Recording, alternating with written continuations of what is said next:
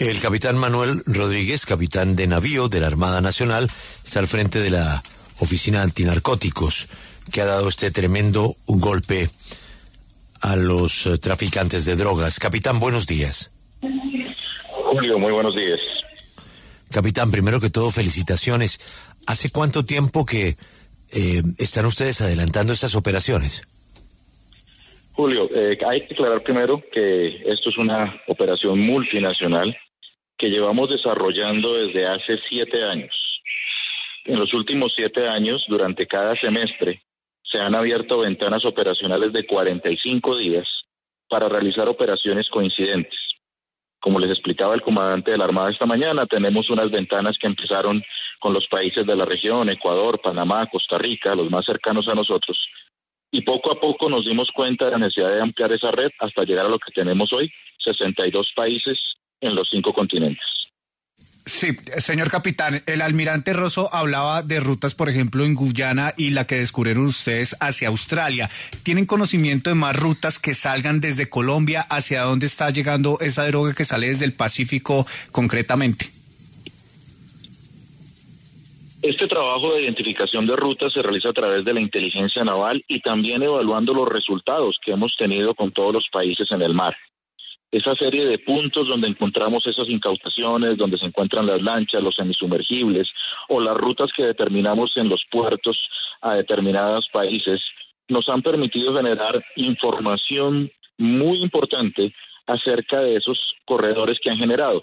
Desde Colombia tenemos claro que hay una salida por nuestro Pacífico, que va primero, un primer salto hacia Centroamérica, algunos de los países de Centroamérica, para después puede ser en el mismo método, en lanchas rápidas o en semisumergibles, ser entregado más al norte hacia México y los Estados Unidos. Hay una ruta clara de contenedores, veleros y buques como tipo remolcador o de carga que salen del Caribe, de las islas del Caribe, y posteriormente hacen transbordo en el Atlántico para llegar a Europa e inclusive al Medio Oriente. ¿Aló? Sí, capitán, háblenos de esos semisumergibles. ¿Dónde se están fabricando esos semisumergibles y que al parecer tienen tanta tecnología para poder transportar la droga? Los semisumergibles son un método que han venido empleando desde 1995 aproximadamente. Se encontró el primero en el área de San Andrés, algo muy rudimentario. Ellos han venido evolucionando y generando cambios en sus diseños. Más o menos en la época del 2005-2006, empiezan a tecnificar en nuestro Pacífico, desafortunadamente esa área de esteros y de tan difícil acceso que es el Parque Natural Sanquianga, en el departamento de Nariño, el área de Cauca y el sur del Valle, en esa zona, empiezan a generar astilleros clandestinos en la mitad de la selva, donde empiezan a hacer modificaciones a cascos de lo que sería un velero normal, le colocan un lastre, un peso, parte de la quilla, hace que esa embarcación solamente sobresalga unos 60 centímetros fuera del agua, una cabina que le crean, y el resto del casco lo sellan completamente. El tamaño es lo que ha generado una diferencia sustancial. Ya vemos cada vez fueron agrandando la eslora, es decir, el largo de estas embarcaciones, permitiéndoles almacenar más combustible y más carga. Estas embarcaciones son completamente atípicas, son un riesgo para la navegación. Este año también tuvimos un caso donde 3 personas que se embarcaron en un semisumergible salieron al Pacífico y se ahogaron dentro de los gases tóxicos que produjeron los motores dentro de la embarcación y fallecieron. Otros 2 fueron rescatados por la Armada colombiana, llevaban una carga de cocaína. Entonces vemos que es una embarcación completamente artesanal, sin ningún tipo de medida de seguridad, pero que cumple el propósito de los narcotraficantes, que es poder llevar grandes cargas a grandes distancias. ¿Qué conexiones, capitán, tienen los grupos armados con esas mafias italianas, europeas? ¿Qué conexiones y cómo se están dando esas conexiones de los grupos armados aquí en Colombia? El fenómeno ha mutado bastante. Desde los grandes carteles que ya no existen, hemos pasado a redes y a células que se encargan cada uno de una fase del proceso del tráfico de estupefacientes. Es decir, tenemos células dedicadas solamente a construir el semisumergible, que muchas veces no tienen ni siquiera contacto con la gente de los laboratorios de producción de cocaína o con los que están encargados de la seguridad de esos embarques. Entonces, esas células son las que fabrican esta clase de embarcaciones.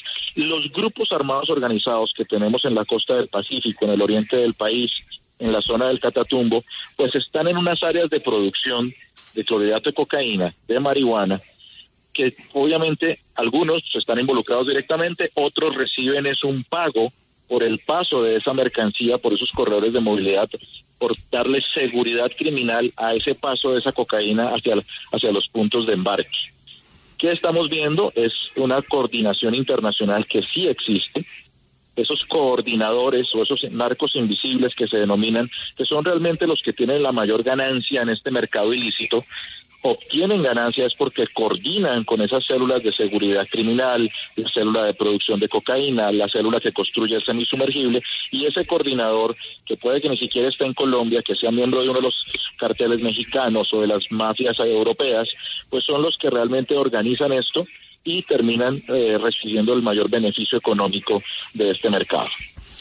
Esta incautación específica tan impresionante, ¿qué nos puede revelar de detalles? ¿Cuánto tiempo duró la inteligencia? ¿Cómo se conocieron los primeros datos? ¿Cómo fue el seguimiento? ¿Cuándo toman la decisión de dónde interceptarlo? En fin, los detalles que nos pueda dar.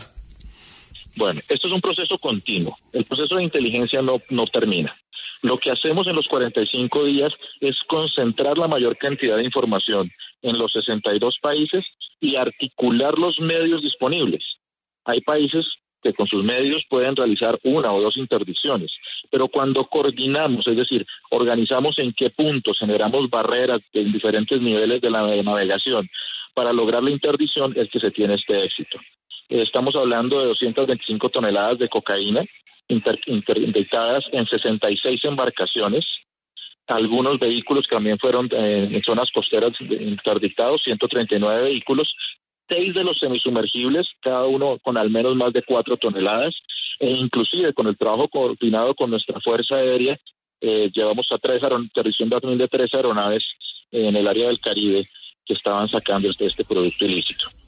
Hay que resaltar mucho que también en este proceso los países atacan sus fenómenos específicamente. Por ejemplo, Brasil y Paraguay tienen un fenómeno de cultivo de marihuana mucho más extenso que el que inclusive tenemos en Colombia, y ellos coordinan para que durante esta ventana de 45 días se puedan hacer grandes esfuerzos de interrupción de esa marihuana que está saliendo. Logramos incautar 128 toneladas en el mar, pero se interdictaron 1.044 toneladas en las áreas de cultivo. Entonces vemos cómo cada país entiende su fenómeno, coordina con los otros países a través del Centro de Coordinación Operacional Internacional que tenemos en Cartagena. A través de plataformas seguras podemos hacer ese intercambio de información y lograr esos resultados. Pues, capitán de navío Manuel Rodríguez, en este momento esta actuación suya es la 4ª noticia más leída en el diario Guardian de Londres, porque creo que muchas personas quedan sorprendidas por la cifra. 225 toneladas es mucha cocaína. Enhorabuena y gracias por estar con nosotros en la W.